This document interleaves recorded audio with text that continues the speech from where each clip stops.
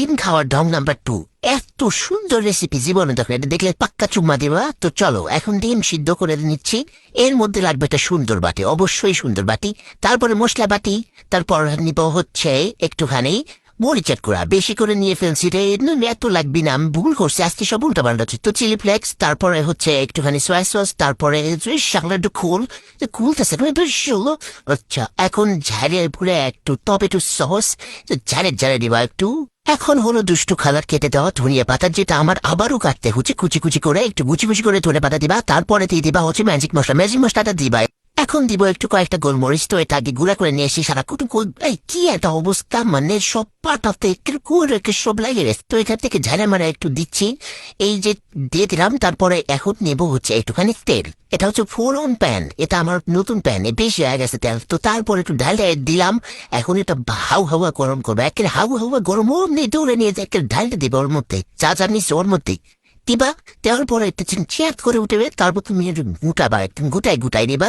মশলাগুলো এত সুন্দর স্মেল বেরোবে বিশ্বাস করো, কিন্তু আমার কাছে কিছু একটা কম মনে হচ্ছে, তুমি এখনো বুঝতে পারিনি কি। তো তাও আমি এখন যাচ্ছি তোমাদের একটু ডিম ছিলা, সেখানে একটু বারে বারে নিবা। তারপর কাঁচা ডিম না, অবশ্যই সিদ্ধ ডিম বারে বারে নিয়ে তারপর এরকম করে ছিলবা, সুন্দর করে ছিলে যাবে। তারপর এটা কেটে কেটে নিবা, এই যে একটা ফলটা, এদিকে একটা ফলটা, তারপর এই যে ঘিচি, তারপরে সুন্দর করে কেটে এর মধ্যে দিয়ে দিবা। আরো একটা ডিম নিয়ে নিচ্ছি, এটাও সেম ভাবে ঘিচি।